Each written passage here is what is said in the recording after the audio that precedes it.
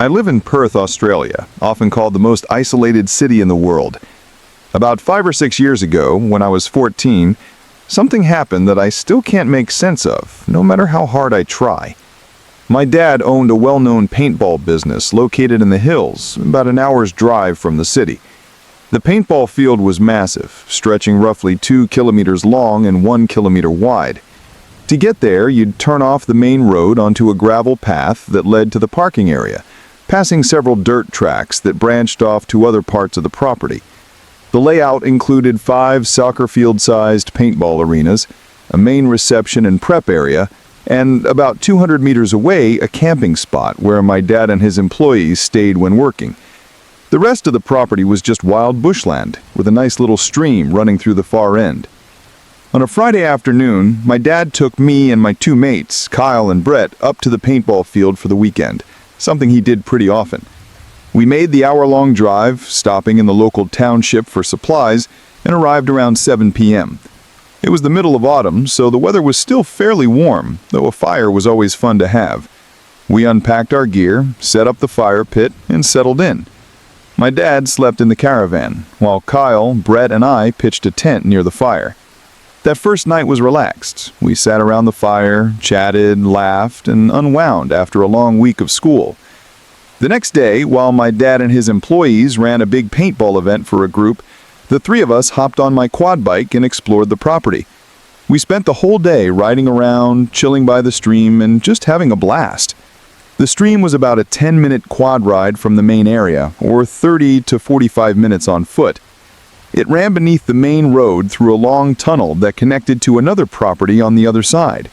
We swam in the stream, messed around, and explored the area, feeling free and carefree. That evening, after dinner and some more mucking about, Kyle, Brett, and I decided to head back to the stream for a nighttime ride, craving the thrill of it. I told my dad, and we jumped on the quad, speeding off into the dark. When we got there, something felt off. It wasn't just the darkness, it was an eerie, heavy atmosphere, like we weren't supposed to be there.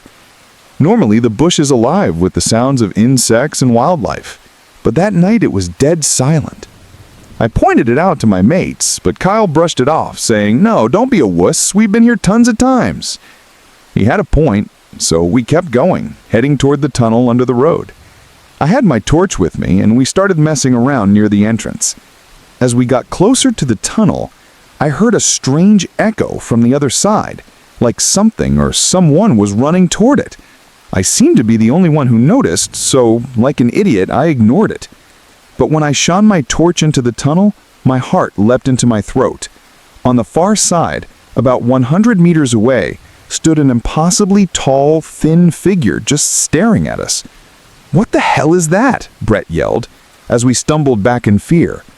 The moment he spoke, the thing let out a blood-curdling scream and charged through the tunnel at a speed no human could match.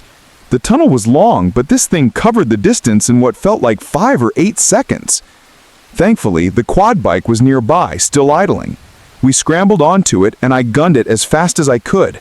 Kyle and Brett clung to the back, watching the thing get closer, their shouts urging me to go faster. It was almost keeping up with us, moving inhumanly fast. I shifted gears, but the engine started revving like crazy, screaming so loudly I thought it might stall. I was sure if it did, we were done for. But then the roaring engine seemed to spook the thing. It veered off and leapt into the bushes, no more than 50 meters behind us. The engine held, thank God. Before speeding off, I glanced back as Kyle and Brett shone the torch behind us. Not far from where we were, we saw that tall, unnatural figure sprinting back toward where it came from. I didn't wait. I floored it back to the main area, cutting across one of the paintball fields as a shortcut. When we reached the campsite, we bolted into the caravan, locked the door, and stood there shaking. My dad looked at us, confused, as we tried to explain what had happened. I told him about the thing that chased us, but he didn't take it seriously, saying it was probably just an animal. We didn't see that creature again for the rest of the weekend, and I refused to go back to the paintball field after that.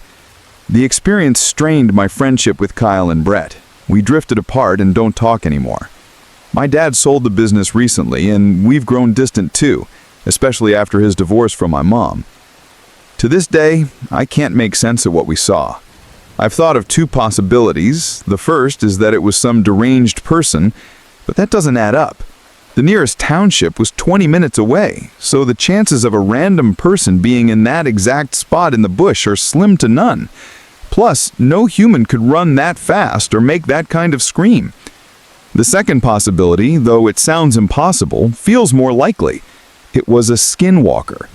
I've researched them a lot since that night, and I'm fairly convinced that's what it was.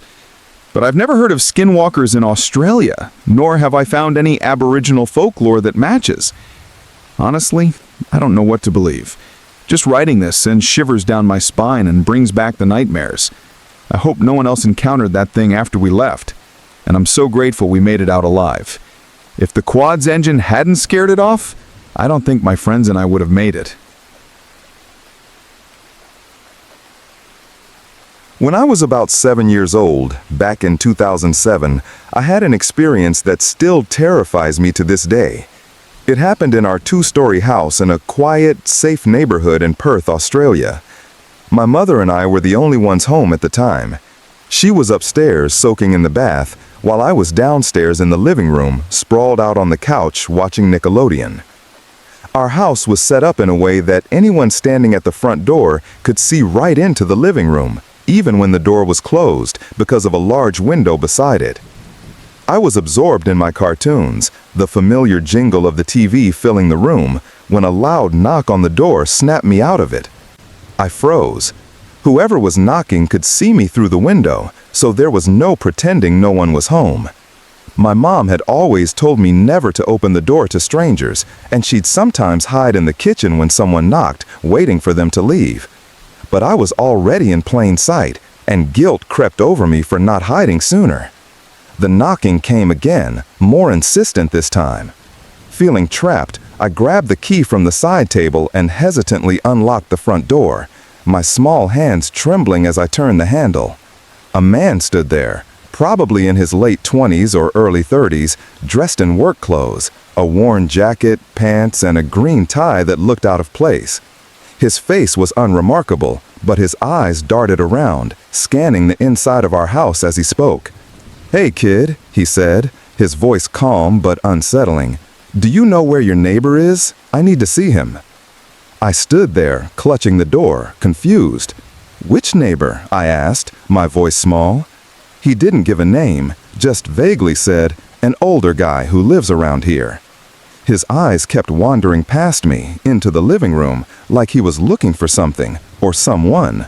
Our neighborhood was mostly older couples, and I didn't know who he could be talking about. I told him I couldn't help, hoping he'd leave, but he didn't. Instead, he leaned in closer, his voice taking on a pushy edge. "Come on, you can help me look for him. Let's go check the neighborhood." I shook my head, my heart racing. "No, I can't," I said. He pressed again, more forceful this time, insisting I come with him. I refused again, stepping back, but before I could close the door, he grabbed my arm, his grip tight and sudden. Panic surged through me as he started pulling me out of the house. I clung to the door frame with all my strength, my fingers digging into the wood, and screamed for my mom. The sound of my yell must have startled him. He let go abruptly and turned, walking back to his car with an eerie calmness, like nothing had happened. I stood there, heart pounding, watching him climb into what I think was a beige Civic, though I'm not certain. He didn't speed off or act rushed. He just drove away slowly, as if he hadn't just tried to drag me out of my own home. I stayed rooted to the spot, too shaken to move, until his car disappeared down the street. I didn't tell my mom about it that day. I was too scared, and part of me felt guilty for opening the door in the first place. It wasn't until I was 15 that I finally told her, and she was furious, not at me, but at the situation. She wished I'd told her sooner, and I regret keeping it to myself for so long. Who knows what that man might have done after that day? The memory still haunts me. Every time I hear a knock at the door, my stomach drops, and I'm back in that moment, a 7-year-old kid staring at a stranger who almost took me away. When I was in my early 20s, I lived in a 4-bedroom house with a few friends, renting it together for just over 4 years. The house, built in the early 1990s, was old but had been remodeled over time, with fresh paint and updated fixtures that gave it a cozy, lived-in feel. Strange things started happening within the first few months of moving in, setting the tone for an eerie experience that still lingers in my memory. One night, early on in our stay, I was in my bedroom with my boyfriend, snuggling under the covers. The room was dark, lit only by the soft, flickering glow of a single candle on my nightstand. We were chatting quietly, wrapped up in the warmth of the moment, when out of nowhere, my boyfriend let out a blood-curdling scream. He bolted upright, pointing at the wall across from us, his face pale with terror. "What is that?" he shouted, his voice trembling. I whipped around, and my breath caught in my throat. There, cast on the wall, was a shadow that looked like a hooded figure holding a large knife. It wasn't just a vague shape, it was vivid, menacing, like something out of a nightmare. We both screamed, scrambling to move things around, thinking it was some trick of the light. We knocked over books, shifted the candle, and checked every corner of the room, but the shadow stayed put, unmoving and sinister. In a panic, we flicked on the overhead light, flooding the room with brightness. The shadow vanished instantly. We got dressed, our hands shaking, and ran out to tell our roommates. They were skeptical, but curious, so we all piled back into the room. We lit the candle again, turned off the lights, and waited. Nothing. The shadow was gone, and no matter how we positioned the candle or rearranged the room, we couldn't recreate it. My boyfriend and I were convinced it had something to do with a hairbrush I'd left sticking out of a bag on my shelf. The handle, we thought, might have looked like a knife in the dim light, but it was a stretch. The brush was small and rounded, nothing like the sharp, jagged shape we'd seen. And the hooded figure? We had no explanation for that. At the time, we tried to convince ourselves it was just a weird shadow, a fluke of the candlelight, but deep down we weren't so sure. After that night, things were quiet for years. The house felt normal, and we settled into our routines. Parties, late-night study sessions, and the usual chaos of young adults living together. But around the 3-year mark, something else happened that shook me to my core. I was home with one of my roommates, who was upstairs in his room, messing around with his stereo, making a mixtape. This was the early 90s, when vinyl and cassette tapes were still a big deal. I was on the main floor, sprawled on the couch, watching TV. When a commercial break hit, I decided to make some tea. I got up, walked into the kitchen, and grabbed the kettle from the counter. My plan was to fill it, put it on the stove, and let it heat up while I caught the rest of my show. There was no way to pause TV back then, so I knew I'd miss a bit of it while the water boiled. But when I lifted the kettle to fill it, I froze. It was already full, not just with water, but with boiling hot water. Steam rose from the spout, and the handle was warm to the touch. I checked the stove. None of the burners were on. I held my hand over them, and they were stone cold. My mind raced, trying to make sense of it. For a fleeting moment, I half-jokingly wondered if my craving for tea had somehow sparked latent psychic powers that boiled the water by magic. My roommate came downstairs just then, his footsteps heavy on the creaky stairs. He'd been up in his room for at least an hour. No way he could have snuck down to pull a prank. I was still in shock holding the kettle when I blurted out what had happened. The kettle's full of boiling water, but the stove is off. How is this possible? He frowned, skeptical, and walked over to the stove, feeling the burners himself. They're cold, he confirmed, looking as confused as I felt. I poured the boiling water into a mug to make my tea, trying to act normal, but my hands were trembling. We were both standing there trying to figure out how this could have happened when a loud crash came from my bedroom, right next to the kitchen. My roommate's eyes widened. "What was that?" he said, convinced it was an intruder. We rushed to my bedroom door and flung it open. Inside, my bedroom window was wide open, letting in a frigid gust of air. It was the middle of winter, and our old house was drafty and hard to heat. The window was small, high up on the wall, and far too tiny for anyone to climb through. On the floor, face down, was a framed photograph that normally sat on a shelf about 4 feet away. We stood there, stunned. My roommate closed the window, the cold air biting at our skin, and we tried to recreate what had happened. We shook the shelf, tapped the walls, even opened and slammed the window again, but there was no way the photo could have fallen and landed that far across the room. I was starting to think it was a ghost or some kind of spirit. My roommate, ever the skeptic, was desperate to find a logical explanation, muttering about drafts or loose shelves. We put the photo back on the shelf, closed the bedroom door, and stepped back into the kitchen. Not even a second later, another crash rang out. We yanked the door open, and there was the photo, back on the floor, face down, in the exact same spot. The window was still shut. That night, my roommates and I didn't sleep in our rooms. We dragged blankets to the living room and camped out on the couches, too freaked out to be alone. After that, the house went quiet again. No more strange noises or boiling kettles. But years later, when we'd all moved out, we got together for drinks and started reminiscing about our time in that house. I mentioned almost casually that on the rare nights I was home alone, I'd always felt a horrible dread about leaving my bedroom. It was like something malevolent was lurking in the hallway, waiting for me to step out. If I needed to use the bathroom, I'd hold it, convinced that whatever was out there would be angry if I crossed its path. I couldn't explain it. It just felt evil. My roommates exchanged glances, their faces pale. One by one, they admitted they'd felt the exact same thing. All those years, we'd each been too embarrassed to say anything, thinking we were being irrational. Even my two roommates with upstairs bedrooms had sensed it, a presence stalking the hallway between the kitchen and the front of the house, like it was waiting for someone to dare leave their room. We'd been lucky, in a way, because we were rarely home alone, and we often went out together. But knowing we'd all felt that same oppressive fear without ever talking about it, made my hair on the neck stand up. Whatever was in that house, it had been watching us all along. I grew up in a small terraced house in a quiet town in England, a Victorian-era home over 100 years old with creaky floorboards and the charm that came with its age. I've lived there my whole life, and now, at 20, I'm still haunted by an experience from when I was younger. The house has a simple layout. Downstairs, there's a front room with a door that shuts it off from the rest of the house, a corridor leading to a kitchen with a dining table, and then a heavy brown door with a small glass panel at adult head height. Through that door, there's a short hallway with a bathroom straight ahead, a back door to the left leading outside, and a narrow staircase to the right going upstairs. My sister, who's 4 years older than me, plays a big part in this story.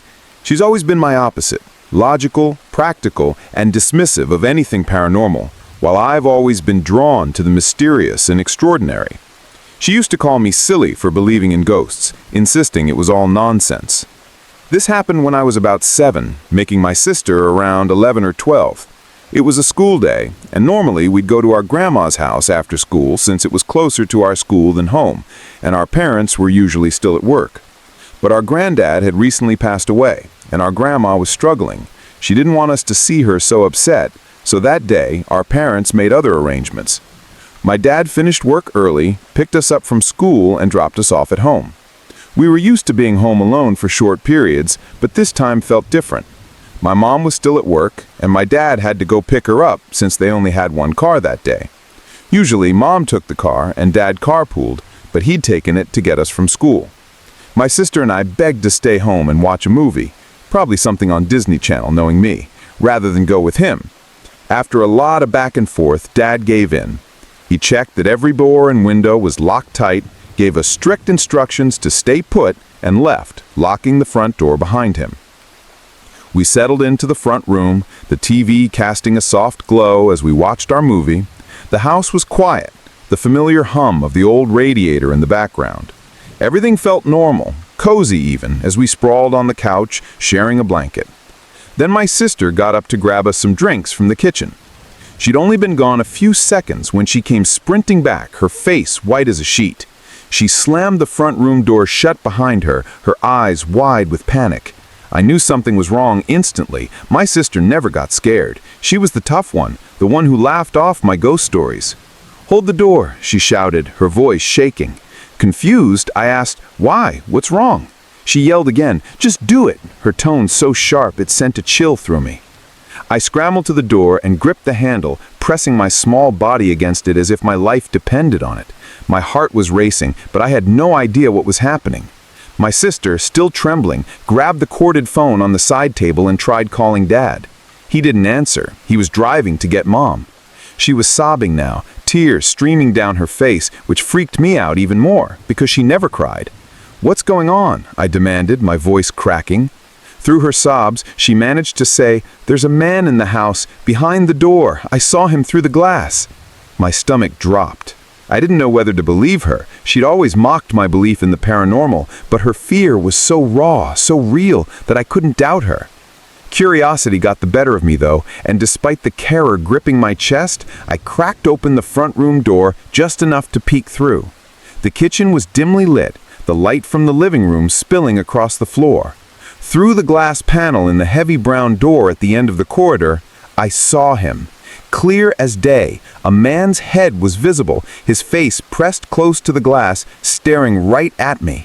He looked middle-aged, with dark hair and tired, weathered skin. His eyes were dark, unblinking, and his expression was blank, yet somehow menacing, like he was sizing me up. I stood frozen, my breath caught in my throat, staring back at him for what felt like an eternity, but was probably only a few seconds. His stillness was unnatural, like he wasn't even breathing. I slammed the door shut, my heart pounding so hard I thought it might burst. I leaned against it with all my strength, expecting him to barge through at any moment. My sister was still crying, clutching the phone, trying Dad again. We were both terrified, convinced this man, whether a burglar or something worse, was about to break into the room. The minutes dragged on, each second stretching into forever as we waited, braced for the worst. But no sound came. No footsteps, no creaking floorboards, nothing. Finally, we got through to Dad. He was already on his way back with Mom and told us to stay in the front room and not move. They were home in less than 5 minutes, the sound of the front door unlocking sending a wave of relief through me. We rushed to them, babbling frantically about the man behind the door, how he'd been staring at us through the glass. Dad, his face stern, marched straight to the kitchen, Mom close behind. We followed, clinging to each other, still shaking. But when they opened the brown door, there was no one there. The short hallway was empty, the bathroom door closed, the back door still locked. They checked every corner of the house, upstairs, the backyard, even the windows, but there was no sign of anyone. No forced entry, no footprints, nothing out of place. Our terraced house was surrounded by neighbors' backyards, visible through our windows, so Mom and Dad asked if anyone had seen a man enter or leave, but no one had seen or heard anything. It was as if he had vanished into thin air. My parents didn't believe us. They thought we'd imagined it, maybe spooked by the movie or the empty house. But my sister and I knew what we saw. That man's face, his unblinking stare, was burned into my memory. It changed my sister. She went from scoffing at the paranormal to never wanting to be alone in the house anymore. Even now, at 25, she's moved out. But if I bring up the man behind the glass, she panics, her face going pale, and refuses to talk about it. It's like the memory is too raw, too unsettling. Years later, when I was about 14 or 15, I'm almost certain I saw him again. I was home alone, having left school early. My sister was at university by then, and my parents were at work. I was in the front room watching TV, the house quiet, except for the low hum of the TV set. I got up to grab a drink from the kitchen, passing the staircase to my left. As I walked by, I caught a glimpse of someone at the top of the stairs, standing on the landing, looking down at me. My heart skipped, but I shook it off, telling myself it was just a trick of the light, or my imagination playing games. I grabbed my drink and went back to the couch, trying to focus on the TV. About 15 minutes later, I went upstairs to my room to get my laptop. As I walked in, I glanced out my window, which faced the neighbors' backyards. It was bright daylight, everything clear and visible. And there, sitting on my neighbor's roof, directly facing my house, was the same man. His dark hair, weathered face, and those unblinking eyes. It was him, staring straight through my bedroom window. My blood ran cold. I froze, my breath hitching, unable to look away. Then, in the split second I glanced down to see if any neighbors were outside, he was gone, vanished, like he'd never been there. I ran to the window, scanning the rooftops and yards, but there was no trace of him. I never saw him again, but that moment, that face, still haunts me. My parents told me I was being paranoid, but I know what I saw, and so does my sister. Against my parents' advice, I started working at a bikini coffee stand when I was 17, continuing until I was 20. If you're unfamiliar with bikini coffee stands, they're small, drive-through espresso shacks, often painted in bright neon colors, where employees wear lingerie or bikinis while serving coffee. It sounds strange, and it was, But the pay was good, it felt fun at the time, and my parents couldn't afford to help with college expenses. Unlike typical drive-thrus, there's no loudspeaker for orders.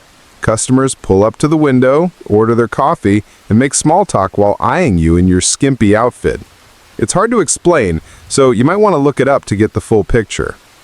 Within a few months, my boss gave me the busiest shift, from 4 a.m. to 9:30 a.m. Though the stand didn't officially open until 4:30, I had to arrive early to count the till, grind espresso beans, fill the sinks, take stock, and clean if needed. The stand sat in the corner of a large, mostly empty parking lot, shared with just one other retailer that didn't open until 10 a.m. When I arrived each morning, the lot was pitch black, lit only by a dim street lamp above the stand and another in the far corner. On this particular day, my first shift working alone, I pulled up as usual, though the darkness felt heavier without my usual coworker. Normally I worked with another girl, as the morning rush was too much for one person. I'd grown accustomed to the routine, recognizing regular customers' cars and knowing their orders by heart. After nearly a year on the morning shift, new faces were rare. My boss was a stickler for speed and efficiency, often watching us on his camera system for the first 6 months, calling the business phone to yell if I wasn't fast enough. I'd become so quick at prepping drinks that he decided to save money by having me work alone in the early hours. He was notoriously cheap. I arrived at 3:30 a.m., earlier than usual since it was my first solo shift, wanting extra time for opening tasks. I punched in the access code, stepped inside the small stand, and turned on some soft music to keep me company. The street lamp above the stand had burned out days earlier, making the outside even darker. The tinted sliding windows added to the eerie isolation, and knowing I was alone in the middle of a deserted lot made me uneasy. Still, I pushed through, focusing on my tasks. My first customer, Dave, usually arrived around 4:45 a.m. in his red sports car, ordering a double cappuccino with extra foam. He worked at the local Boeing plant and loved bragging about his job while making awkward comments about my body. You get used to that kind of thing after a while, but nothing could have prepared me for what happened that morning. Most early customers weren't as bad as you'd expect. Many were just workers or soccer moms in minivans, desperate for caffeine. But that day, as I counted the money in the till at 3:50 a.m., I felt a creeping unease. I finished the count and moved from the back of the stand, where the bathroom, fridge, and washer were tucked away, to the main floor. The back had no windows, a private space where we'd get ready and joke around out of customers' sight. On the main floor, where the serving window was, I had to wear my uniform, a pink lingerie set with knit stockings and heels, more modest than a typical bikini, but still revealing. I checked the syrup bottles, opened the fridge to take stock, and turned on the espresso grinder, pouring in a bag of beans. As I filled the large commercial sink with soapy water, the music playing softly in the background, I heard something odd. Over the hum of the grinder and the running water, there were 3 distinct taps on the sliding glass window. I froze, unsure if I had imagined it. I wiped my hands on a towel, grabbed my phone, and checked the time. 4:15 a.m. We weren't open for another 15 minutes. I glanced at the switch lights, confirming I hadn't accidentally turned on the open sign. The stand had bright floodlights to signal we were open, but my boss strictly forbade turning them on early. Without them, and with the tinted windows, I couldn't see who was outside. The tapping came again, louder this time, and my heart started pounding. I grabbed the business phone and dialed my boss, hoping he could check the camera system, which had night vision and showed both inside and outside the stand. The phone rang and rang, no answer. My pulse thumped in my ears as I stood there staring at the window. Maybe it's just Dave, I told myself, trying to stay calm. But then the tapping came again, even more forceful. I flipped on the floodlights, bathing the lot in bright light, and cautiously approached the window. A man stood there, his hands pressed against the glass, cupping his eyes to peer in. I jumped back, startled. "Hi," he shouted through the glass. "Can I get a coffee?" My voice shaky, I replied, "Sorry, we're not open for another 15 minutes. My boss will be mad if I open early." He nodded, almost too casually. "Okay, I'll wait, I guess." He stepped away and walked to a small black Honda parked nearby. I tried to focus on my tasks, keeping one eye on his car, feeling a fragile sense of security as I fell back into my routine. At 4:30, I turned on the open sign as required and watched the man drive up to the window. He wore a dark red baseball cap, a thermal shirt, and plaid pajama pants, an odd combination for such an early hour. I slid the window open, forcing a smile. "Hi, sorry about that. What can I get for you?" He stared at me for what felt like forever, his eyes lingering uncomfortably on my body. "What you want isn't on the menu," he said, his gaze fixed below my waist. I laughed nervously, trying to deflect. "We have a great white chocolate mocha." I scanned the lot, silently begging for Dave's red sports car to appear. The man looked away, gripping his steering wheel. "I want you to be my maid." I blinked, unsure I'd heard him right. "Excuse me?" He leaned forward, his voice low and deliberate. "I want you to come to my house, wear a maid costume with nothing underneath. I'll watch you, and if you don't clean right, I'll do whatever I want with you." He paused, his grip tightening. Then he smiled, a cold, sinister smile that made my skin crawl. I slammed the window shut, my hands shaking, and ran to the back of the stand, hyperventilating. I called my boss again, over and over, but he didn't pick up. Peering out, I saw the black Honda was gone, replaced by Dave's familiar red car. Relief washed over me, and I rushed to the window to tell him what happened. Dave laughed it off, saying I was paranoid and the guy just lacked a filter. His dismissal calmed me slightly, but then he noticed the tip jar on the window ledge. "Whoa, you just opened and your tip jar is already full. Your coffee's good, but not that good." I frowned, confused. I always left the metal canister outside between customers for convenience. Leaning over, I saw a thick white envelope stuffed inside. Clearly not a typical tip. My stomach churned. "It's from that guy," I said, my voice trembling. Dave's goofy demeanor faded. "You're right. Let me open it." He put on his gloves with a dramatic flourish, still joking about my paranoia, and stepped out of his car. He pulled the envelope from the jar and opened it, revealing a stack of $20 bills bound with a rubber band. His eyes widened. Tucked behind the cash was a folded piece of paper. He unfolded it, and his hands started shaking as he read. "What does it say?" I asked, my voice barely a whisper. He looked at me, his face serious. "Get dressed and call the police." I snatched the note from him, my heart racing.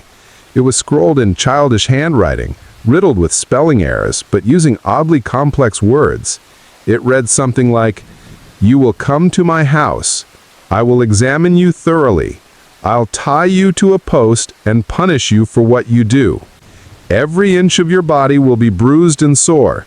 Then I'll untie you and use you however I want. You can scream, but no one will hear. This is your first payment. By taking this money, you agree to follow through.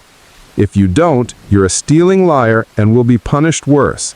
You'll clean my house perfectly, or there will be more punishment." I felt sick. I changed out of my uniform into regular clothes, my hands trembling, and called the police and my boss, who finally answered.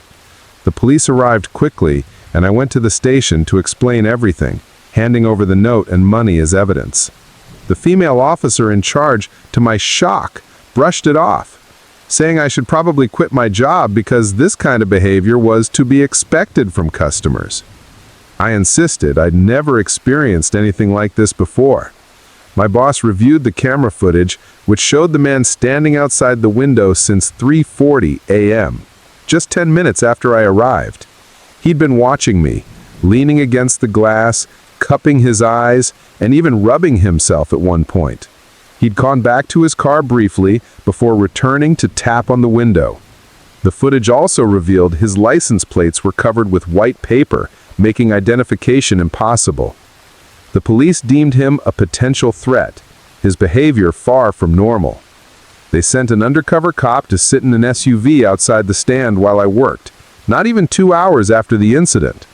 The plan was for me to flick the open sign on and off if the man returned, signaling the officer. I served my regular customers, trying to act normal, forbidden from telling coworkers or customers about the incident in case they knew the man and tipped him off. He didn't return that day, but I later learned it was only the beginning of a year-long nightmare. This story feels like fiction, but every word is true. It's the first time. A few years ago, I took a trip to New Orleans with my boyfriend, a vacation we'd been dreaming about for months. We booked a charming bed and breakfast just outside the French Quarter, a place that felt like stepping back in time. It was made up of 2 grand old mansions facing each other across a quiet street, their facades adorned with ivy and wrought iron balconies, converted into a cozy retreat for travelers.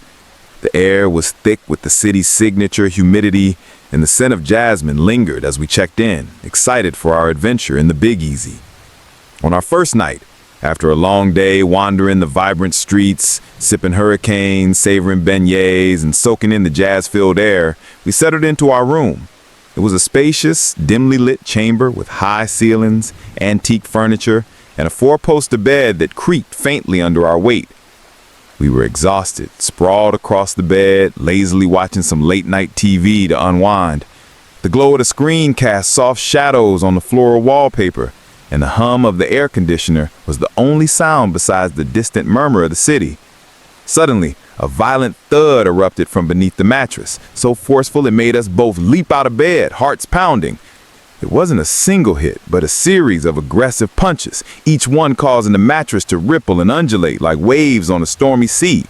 The bed frame groaned with each impact, and the sensation was so intense it felt like someone or something was trapped beneath, desperately trying to break free. It went on long enough that I couldn't dismiss it as a loose spring or a trick of an old house settling. My boyfriend and I exchanged wide-eyed glances, our breaths shallow as the room seemed to pulse with an unseen energy. We stood frozen for a moment, the TV still blaring some sitcom laugh track that felt absurdly out of place. My pulse raced as I tried to rationalize it, maybe a pipe, maybe an animal, but nothing made sense. After a minute of silence, we mustered the courage to check under the bed. I grabbed the flashlight from my bag, its beam cutting through the dimness, and we peered into the shadows. Nothing. No pipes, no animals, no sign of what could have caused it. The space was empty, except for dust bunnies and the faint smell of aged wood. Shaken, we climbed back into bed, but sleep was a lost cause. We lay there tense, listening for any sound, the TV now off, the room heavy with an eerie quiet. Every creak of the mansion felt amplified, and I kept imagining those punches starting again.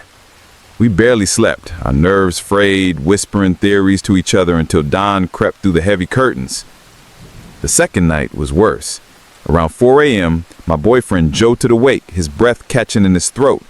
He later told me he thought he saw me coming out of the bathroom, a shadowy figure moving silently across the room toward the bed. The moonlight filtering through the window was faint, casting long, ghostly shapes, and he assumed it was me, maybe sleepwalking or just restless. He followed the movement, his eyes adjusting to the dark, but as it neared the bed, a chill ran through him. He realized I was still beside him, sound asleep, my breathing soft and steady. His heart hammering, he stared at the figure, which seemed to hover at the foot of the bed. It was humanoid, vague in the dim light, but unmistakably not me. Petrified, he couldn't move, couldn't speak, just watched as the shape seemed to waver, then slowly fade into nothingness, like mist dissolving in the morning sun. He shook me awake, his voice trembling as he recounted what he'd seen, his face pale even in the dark. We turned on every light in the room, the antique lamps casting a warm but insufficient glow, and sat up, clutching each other, too scared to even consider sleeping. The strange occurrences didn't stop there. Over the next few days, doors in our room would swing open or slam shut on their own, not just creaking, but moving with purpose, as if pushed by an unseen hand. We'd wake to find our belongings in different places, my earrings on the dresser instead of the nightstand, his wallet moved to the opposite side of the room, despite being certain where we'd left him. One night we heard heavy footsteps pacing in the room above us, a steady thump, thump that went on for nearly an hour. When we asked the front desk the next morning, they confirmed no one was checked into that room or the one next to it. The staff seemed unfazed, their smiles tight, as if they'd heard similar complaints before. Worse still were the voices, faint, indistinct murmurs that seemed to come from the walls themselves, sometimes late at light, sometimes in broad daylight. They were never clear enough to make out words, but their presence was undeniable, like overhearing a conversation in a dream. We were only there for 4 or 5 days, but each one felt like a test of endurance. The beauty of the mansions, with their polished wood floors and crystal chandeliers, was overshadowed by a constant sense of unease, like the air itself was watching us. On breakfast one morning in the dining room, surrounded by other guests and the smell of fresh coffee and warm croissants, I overheard a woman at a nearby table talking to the manager. Her voice was low, urgent, as she described odd noises and objects moving in her room across the street in the other mansion. The manager, a middle-aged woman with a practiced smile, just nodded and said, "This is New Orleans, honey. These old houses have stories." Her tone was light, almost dismissive, but it sent a shiver down my spine. We weren't alone in this. Despite the terror, there was something oddly magnetic about the place. The history, the mystery, the way it seemed to hum with secrets. It was creepy, yes, but also fascinating. Part of me wants to go back someday, to see if it was all real or just the spell of New Orleans working its magic on our imaginations. But for now, those few days remain one of the most unsettling experiences of my life, etched into my memory like the shadows that danced across our room each night. Growing up, my childhood home was a place steeped in history and strangeness, a house that seemed to carry the weight of its past in every creak and shadow. I discovered its story one day at our local library, flipping through an old dusty book about the county's founding. There, in faded black and white, was a photograph of our house, unmistakably ours, though missing the porch and kitchen addition that came later.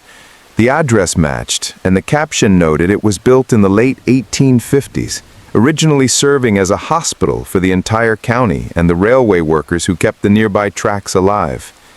The book also mentioned a great town fire, sometime in the 19th century, the exact year escapes me, that engulfed most of our small village's main street. Flames had torn through shops and homes, but our house stood untouched, a lone survivor amid the ashes. That image of it standing defiant against the fire stuck with me, as if the house itself had a stubborn will to endure. The house was an oddity, even by old standards. Its foundation was sinking unevenly, pulled down by 2 separate sinkholes that made the structure tilt and groan. The middle of the house rose into a subtle peak, as if the earth itself was trying to push it upward. The basement was less a finished space and more a cavernous root cellar, dark and damp, with rough dirt walls that reminded me of the eerie final scene in the Blair Witch Project. It was a maze of small, claustrophobic rooms with low ceilings, connected by rusted metal doors pocked with jagged holes where enormous locks once hung. Those locks were long gone, but the doors still felt like they guarded secrets. Upstairs in the bathroom, there was an old window from before the kitchen addition, so close to the floor you had to crouch to peer through it. Looking inside revealed a narrow crawl space where you could see the wooden beams of the 1909 kitchen addition, each stamped with the year in faded ink, their grain worn but sturdy. My brother's room was another relic of the house's hospital days. Long and narrow, it had 3 separate entrances and was lined with ancient yellow tiles, cracked and uneven. We decided it must have been where the patient beds were kept, the tiles cold and clinical, perfect for a ward. My own bedroom closet was equally bizarre. A tall, narrow square, maybe 5 feet by 5 feet, but with a ceiling soaring to 12 feet. It lacked the usual closet fixtures, no rods or hooks, just a tiny bench built into the wall, barely a few inches off the floor, as if meant for someone small to sit and wait. The closet door was heavy, fitted with a massive lock that required an old skeleton key, the kind you'd see in a Gothic novel. The key was missing, but the lock's presence felt ominous, like it was meant to keep something in or out.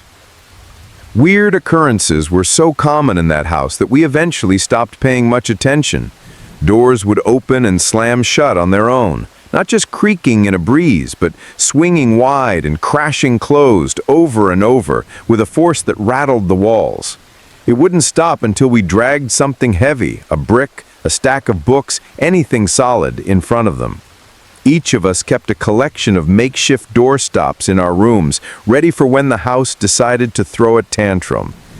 A couple of times, as I was drifting off to sleep, I'd feel a gentle hand lift my hair from my forehead. A soft, almost nurturing gesture, like a mother comforting a child. I'd bolt upright, heart racing, only to find my room empty, the air still and heavy. I tried to dismiss it as a half-dream, a trick of my sleepy mind, but the sensation was too vivid, too real. Most of these events we brushed off as quirks of an old, creaky house, until one night that defied explanation. My dad was a mean drunk, a cruel man whose temper flared after too many drinks. He'd stumble home in the dead of night, his heavy, uneven footsteps echoing up the stairs as he launched into screaming tirades at my brother and I over nothing. Spilled milk, a messy room, anything his addled mind latched onto. His limp, from a car accident years ago, fueled by whiskey, made his approach unmistakable. The thump, drag of his gait, combined with the groans of the old floorboards, was a warning we learned to dread. My brother's room, at the top of the stairs, always got the first visit, so sometimes he'd camp out on my floor for safety in numbers, hoping we'd have a moment to brace ourselves. That night, my brother was sleeping on a blanket in my room after his door had gone berserk, swinging and slamming until he couldn't take it anymore. We'd just turned off the light, the room lit only by the faint glow of a street lamp filtering through my window, when we heard the first heavy footfall on the stairs. Thump. Pause. Thump. We froze, exchanging a look in the dimness, our stomachs knotting. We knew that sound. Dad, drunk and angry, making his way up. Each step creaked under the weight, the old wood sagging as if protesting the intrusion.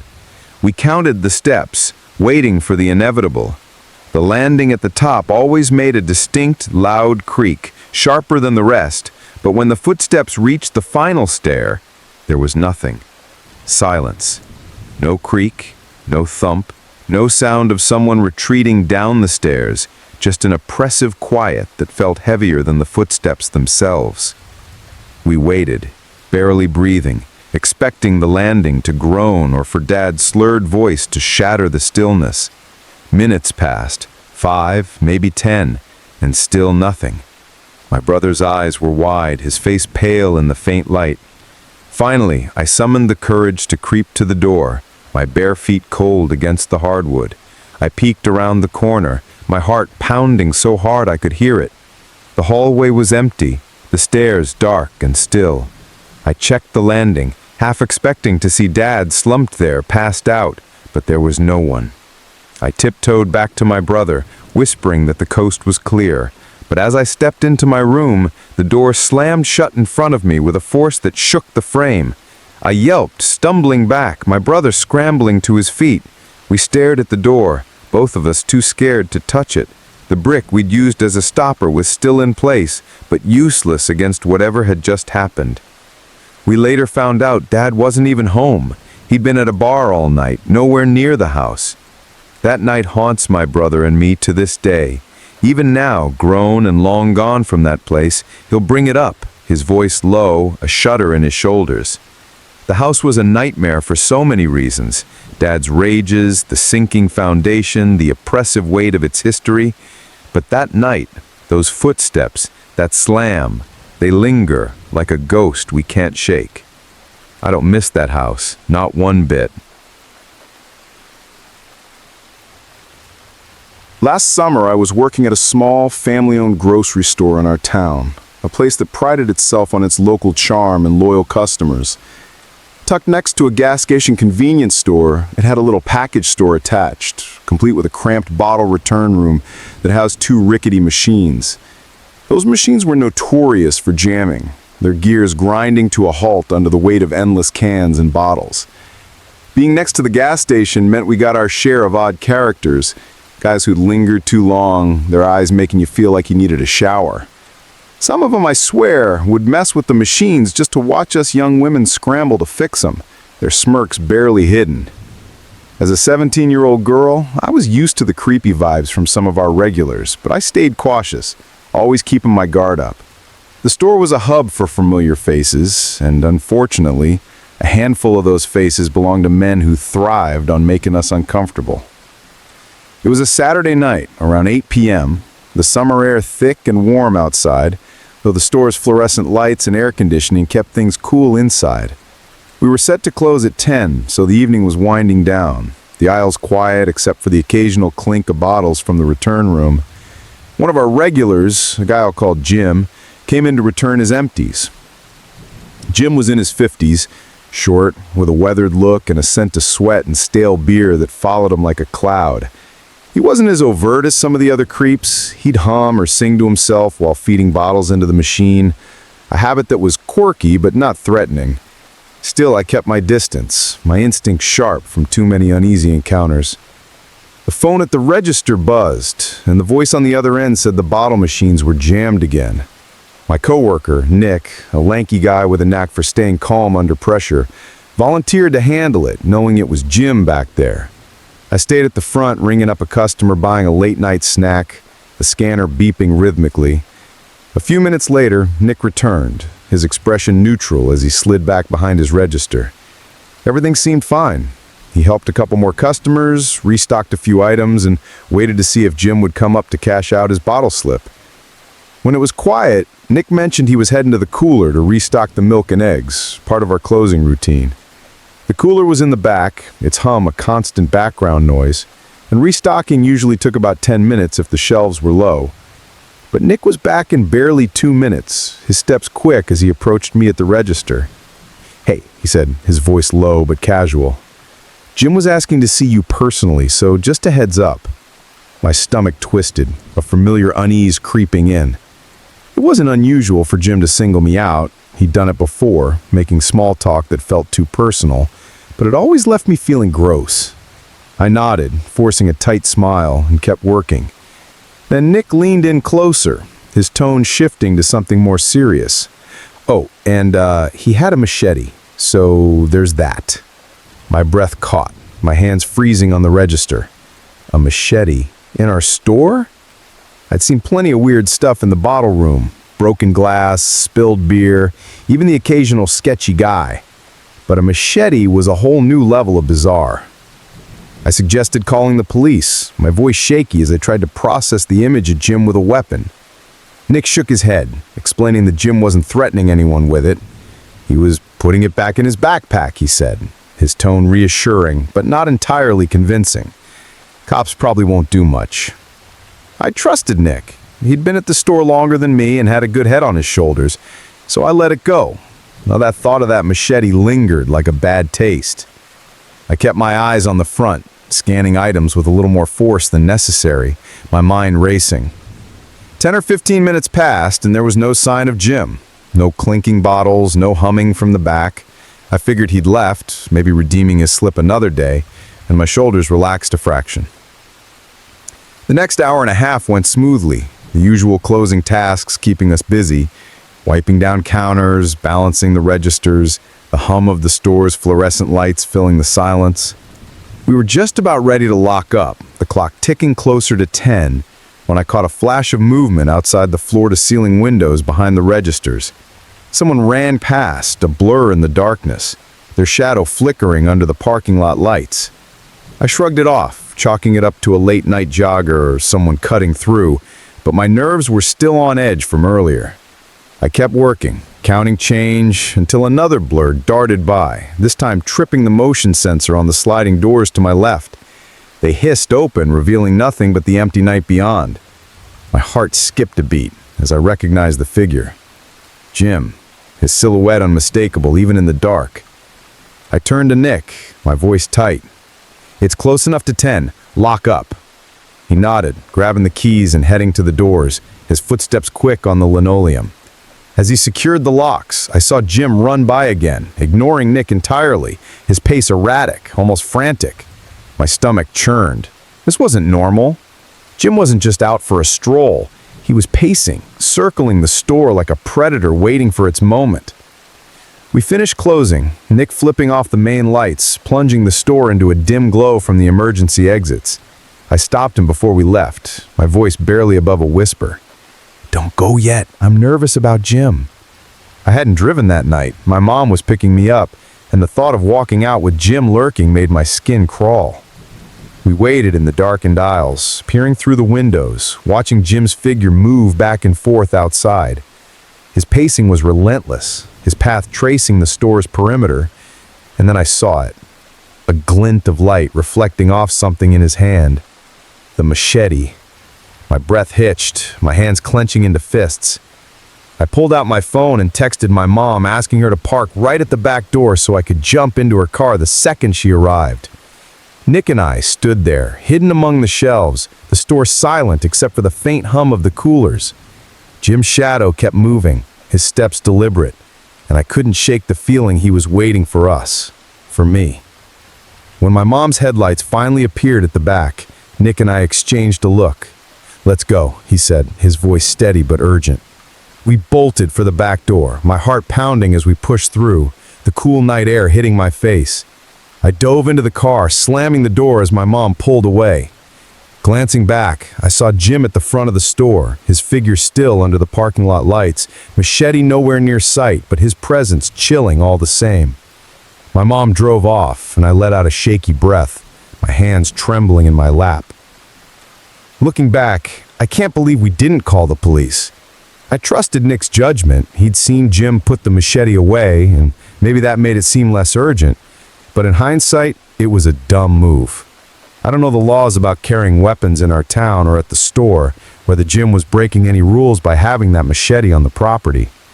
All I know is that night felt like the most unsafe I've ever been at work. The fact that Jim asked for me personally, that he was out there circling with a blade, still makes my stomach twist. I was just a 17-year-old girl, and that situation could have gone a lot worse. I'm just glad I didn't walk out that back door alone. A little over a year ago, on a weekday around midnight in central Ohio, I had an experience that still unsettles me.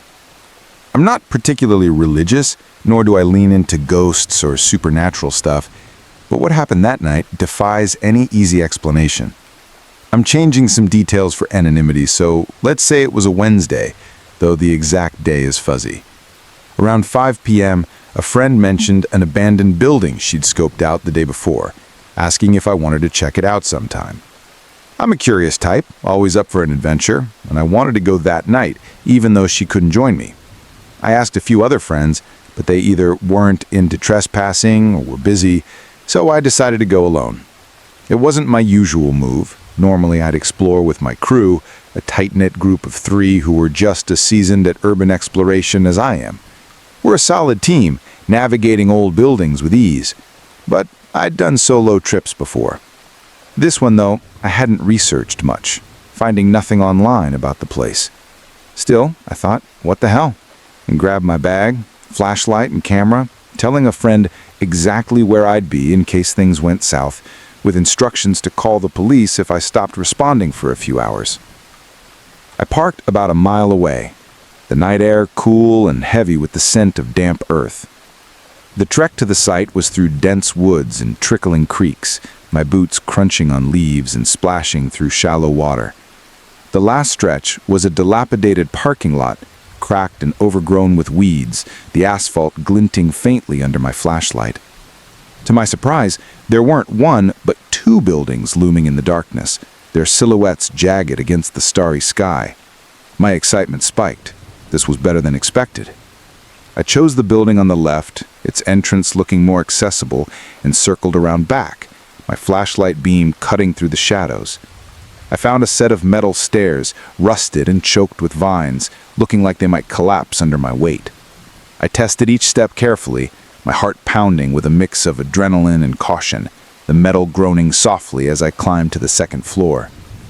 The door at the top was closed but unlocked, swinging open with a faint creak, revealing a musty interior that smelled of mold and old paper. Inside, the building was in better shape than most abandoned places I'd explored. Part of the roof had caved in, a fallen tree leaving a gaping hole that let in slivers of moonlight, but the walls and floors were mostly intact. I swept my flashlight around the entrance room, revealing scattered debris and a thick layer of dust. Then I noticed something on the floor.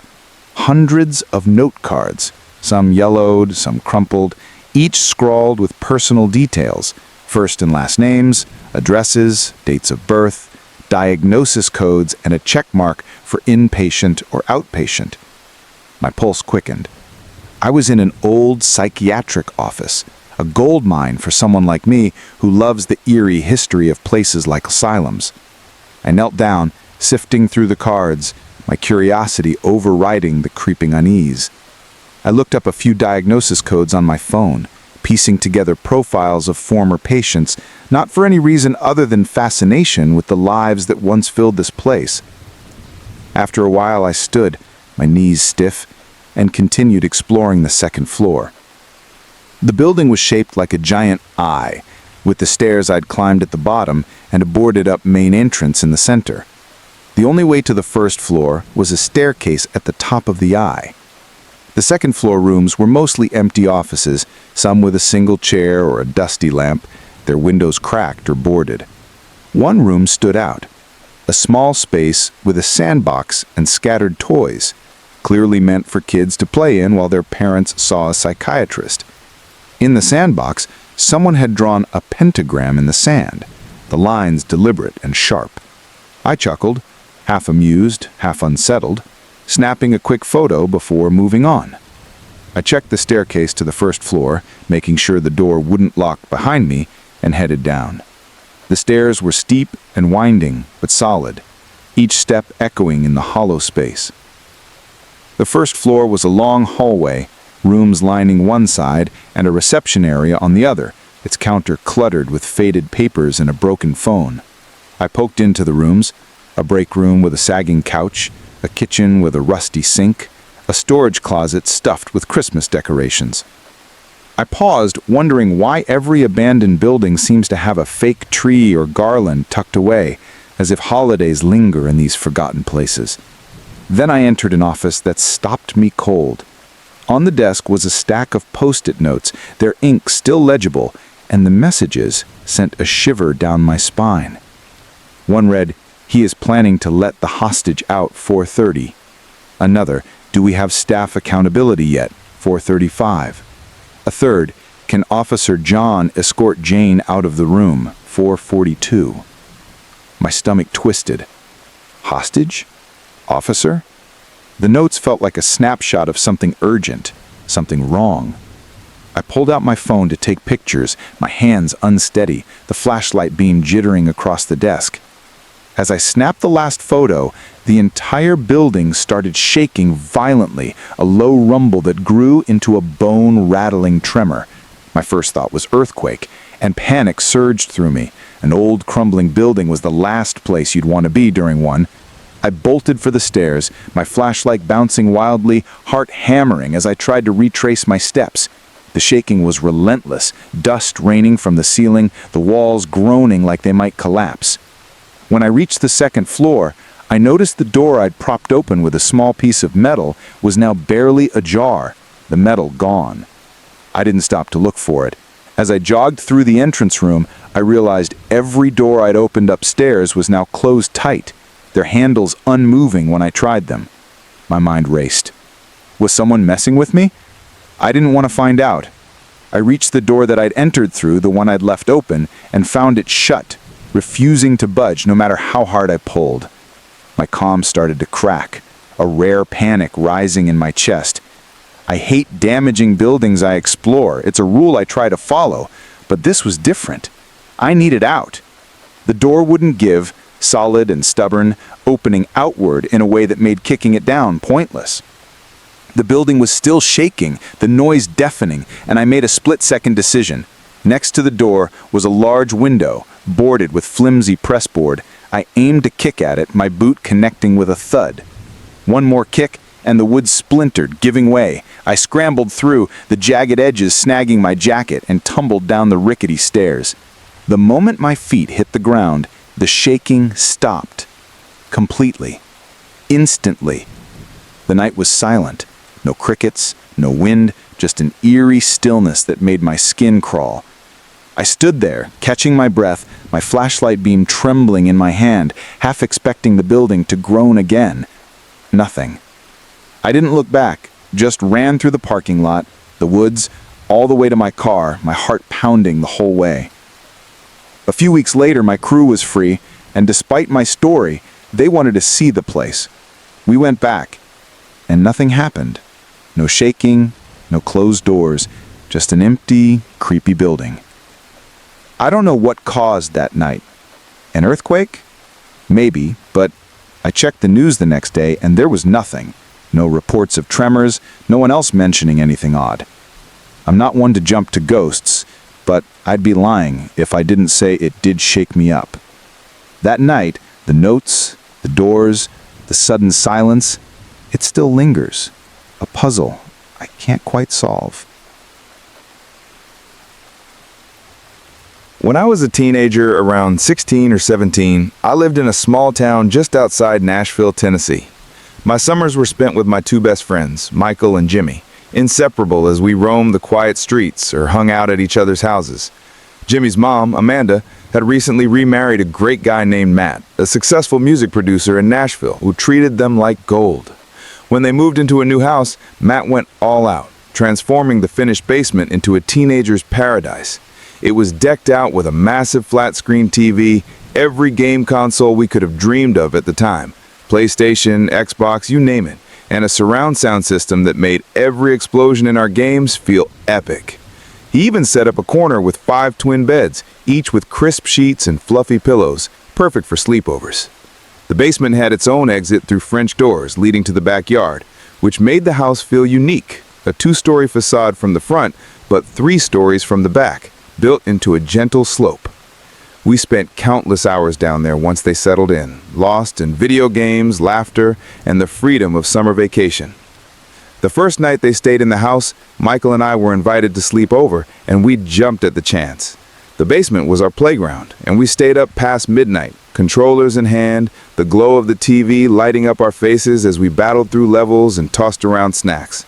The air was cool down there, a relief from the sticky Tennessee heat, and the hum of the air conditioning mixed with the game soundtracks. Exhausted, I crashed on the bed closest to the French doors, the moonlight filtering through the glass in soft silver streaks. Around 3 a.m., I woke up with an uneasy feeling like someone was watching me. Rubbing my eyes, I glanced toward the TV, now off, and saw what I thought was Jimmy's little sister, Chelsea, sitting in front of it. My vision was blurry without my glasses, and the room was lit only by that dim moonlight, so I assumed it was her, maybe up for a late-night snack or too restless to sleep. "Chelsea?" I called softly, my voice hoarse from sleep. The figure, a small girl in a nightgown, turned her head slowly toward me, but I couldn't make out her face in the dark. Something about the movement felt off, too deliberate. "Chelsea, come on, let's go back upstairs," I said, rolling over to grab my glasses from the bedside table. When I turned back, she was gone. No footsteps, no creak of the stairs, just an empty spot where she'd been. I frowned, confused, but chalked it up to my tired eyes playing tricks. I lay back down, the unease lingering, and eventually drifted back to sleep, the hum of the house the only sound. The next morning, Amanda was up early, cooking breakfast in the kitchen, which sat on the first floor, technically the second floor from the back, overlooking the sprawling backyard. The smell of bacon and pancakes filled the air as she moved between the stove and the counter, her apron dusted with flour. Glancing out the window, she noticed a little girl in a white nightgown wandering the backyard, her bare feet brushing the grass near the playground Matt had built. She assumed it was a neighborhood kid, curious about the new family's swing set, and didn't think much of it. She turned back to flip a pancake, but when she looked again, the girl was gone, vanished into the morning mist. Shrugging, she went back to cooking. But then she saw Chelsea emerge from the hallway, still in her pajamas, rubbing her eyes as she shuffled into the living room. Amanda called out, "Chelsea, what do you want for breakfast?" No answer. She tried again louder, but the living room was silent. Curious, she walked in to check, only to find it empty. Confused, she headed down the hall to Chelsea's room and found her fast asleep, curled up under her blanket, clearly not the girl she'd just seen. Amanda's skin prickled, but she brushed it off as exhaustion from the move, her mind still foggy from the long day before. Later, as Chelsea sat in the living room playing with her toys, Amanda heard her giggling and talking to someone. Smiling, she walked in and asked, "Who you talking to, sweetie?" Chelsea looked up, her eyes bright. "My new friends." Amanda, assuming they were imaginary playmates, played along. "Oh, how many friends are there?" Chelsea held up 2 fingers. "2. One's a little girl like me, and the other's older." Curious, Amanda asked, "What's the little girl's name?" "Lila," Chelsea said matter-of-factly. "And the older friend?" Chelsea paused, then said the name of Amanda's grandmother who died nearly 30 years ago. Amanda froze, her heart skipping a beat. No one in the family had ever mentioned that name to Chelsea. Swallowing hard, Amanda pressed, "What else did they say?" Chelsea's expression grew serious. "Lila says, your name isn't Mommy, it's..." And she repeated a nickname Amanda's grandmother used to call her, one so private no one else could have known it. A chill ran down Amanda's spine. "And Lila's worried about you because of the man in the house." Amanda's voice trembled. "You mean Matt?" Chelsea shook her head. "No, the other man. Lila says he's really mean." Amanda's blood ran cold. She scooped Chelsea up, her hands shaking, and decided to tell Matt as soon as he got home. Matt, ever practical, dismissed it as a 4-year-old's overactive imagination, but Amanda couldn't shake the fear that gripped her. A few weeks passed without incident, the house settling into a routine of summer chaos, kids running in and out, music blaring from the basement. But one night, Jimmy was home alone, sprawled on the basement couch, immersed in a video game, the glow of the TV casting flickering shadows on the walls. He heard Amanda's voice call his name from upstairs, sharp and insistent. Pausing the game, he jogged up the stairs, but as he reached the top, he realized the house was pitch black, every light off. "Mom?" he called, his voice echoing in the stillness. No answer. He flicked on the lights, checking the kitchen, the living room, nothing. Thinking he'd misheard, he went back to the basement, but minutes later the call came again, louder, more urgent. This time he sprinted upstairs, flipping on every light as he went, shouting for his mom. The house was empty. Heart pounding, he grabbed his phone and called Amanda. She answered from the store, her voice confused. "I've been out for the last half hour, Jimmy. I haven't been home since this afternoon." His stomach dropped. He begged her to come back, his voice tight with fear. When Amanda got home, they searched the house top to bottom, finding no one. Shaken, she told Jimmy about her conversation with Chelsea, the names, the warnings. When Jimmy told me later, goosebumps prickled my arms, my mind flashing back to the girl I'd seen by the TV. Weeks later, Amanda was alone in the house, cleaning while the kids were out and Matt was at work. The basement air was cool and musty as she tackled the closet under the stairs, sorting through boxes left by the previous owners. Tucked in the back, she found an antique mirror, its ornate frame tarnished but beautiful, the glass cloudy with age. Delighted, she decided it would look perfect in her and Matt's bedroom. She dragged it out, leaning it against the closet door, its reflection catching the dim light. She went upstairs to make lunch, a sandwich and a glass of iced tea, then brought it back to the basement to eat in front of the big TV. She set up a TV tray, placing her plate on a table near the mirror, and turned to grab the remote. When she glanced back, her heart stopped. In the mirror's reflection, a little girl in a nightgown stood right beside her, just on the other side of the chair. Amanda whipped around, expecting to see someone, but the room was empty. She spun back to the mirror, nothing. Her pulse raced as she stared, frozen, and then something darted across the reflection, too fast to make out. The closet door rattled violently, a deep, angry shudder that echoed in the silence. Dropping her plate, Amanda ran upstairs, out the front door, and called Matt from the driveway, her voice trembling as she begged him to come home. When he arrived, she spilled the story, but Matt, frustrated, snapped that she needed to stop with the ghost nonsense and get a grip. Hurt and terrified, Amanda refused to sleep in the house that night, taking the kids to a hotel. The next day, Matt convinced her to come back, and we spent the day hanging out, playing video games in the basement, trying to ignore the lingering unease. That evening, we wandered into the garage where Matt was tinkering with his pride and joy, a classic Camaro he was restoring, its cherry red paint gleaming under the fluorescent lights. We stood around chatting and watching him work, the smell of oil and metal in the air. Suddenly, the world tilted. I don't remember falling, but I woke up on the concrete floor, my head throbbing, my shirt soaked with soda. Everyone was crowded around me, their faces pale with worry. "What the hell happened?" I groaned, clutching my skull. They said I'd collapsed, started shaking uncontrollably, then pushed myself against the concrete wall, banging the back of my head against it over and over. Chelsea, her voice small but clear, said something that still chills me nearly 15 years later. "The mean man threw you." My blood ran cold. I scrambled to my feet, grabbed Michael, and said, "We're leaving, now." He drove, my hands shaking too much to hold the wheel, and we sped off that property like our lives depended on it. I never set foot in that house again. Later that week, I heard Ginny's family had fled in the middle of the night. Jimmy told me the final straw. Matt woke to Amanda shaking him, gasping for air. When he turned on the light, her face was blue, her abdomen sunken with a clear indentation, and handprints marked her neck as if someone was sitting on her, choking her. Matt screamed, trying to pull her free, and suddenly it stopped. She could breathe again. They grabbed the kids and left, never looking back.